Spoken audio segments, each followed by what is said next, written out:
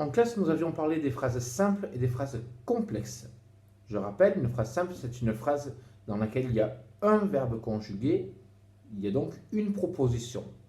Je prends un exemple, je lis un livre. Il y a bien le verbe lire, il y a une proposition, c'est une phrase simple. Lorsqu'il y a plusieurs verbes conjugués, il y a donc plusieurs propositions. Il y a autant de propositions que ce qu'il y a de verbes conjugués. Je prends un exemple. Je vais à la mer et j'irai nager. Il y a 2 fois le verbe aller. Il y a donc 2 propositions. Je peux trouver des phrases complexes avec un peu plus de propositions.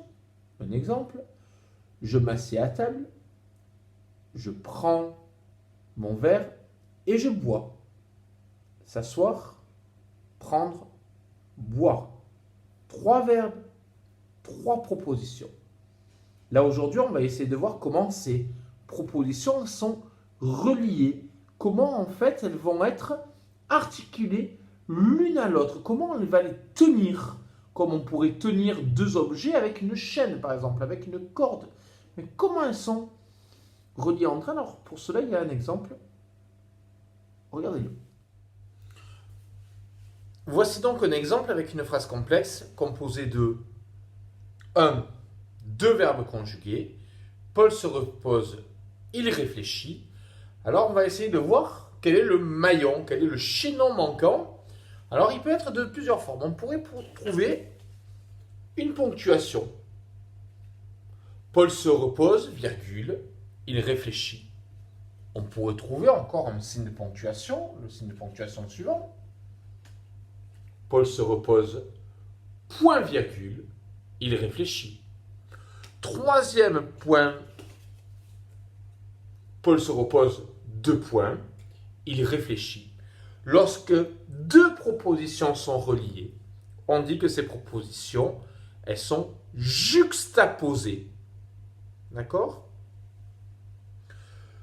On aurait pu trouver autre chose comme maillon, autre chose comme point, qu'une ponctuation, on aurait pu mettre un mot. Et ces mots-là, on aurait pu mettre celui-ci par exemple. Paul se repose et il réfléchit. Et ces mots-là, ça s'appelle des conjonctions de coordination. Dans ce cas-là, les propositions sont coordonnées. Je prends un autre exemple. Léo boude.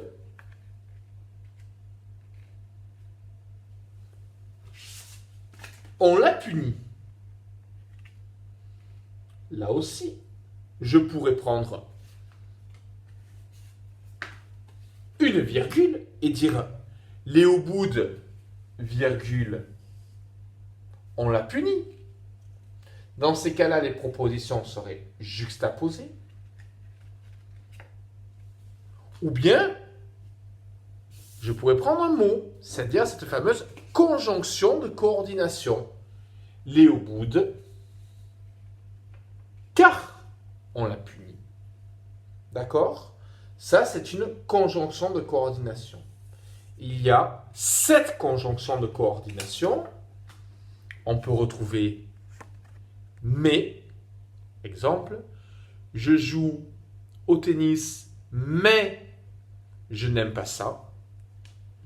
On peut trouver ou j'irai à la mer ou je resterai chez moi. Je pourrais évidemment trouver le et que l'on a vu à l'instant. Je pourrais trouver le donc. Je travaille, donc j'aurai une bonne note. Je pourrais trouver le or. Je me suis réveillé à 7 heures, or c'était bien trop tard. Et puis, une avant-dernière, ni. Je ne sais pas si j'irai au ski, ni même si je resterai chez moi. Et puis, car, dont on vient de parler. Donc voilà, vous avez compris, 2 propositions sont reliées de 2 manières différentes, soit par une ponctuation, une virgule, un point virgule deux points, on appelle ça alors des propositions juxtaposées, comme ça. Soit au contraire, elles sont reliées par un mot qu'on appelle la conjonction de coordination.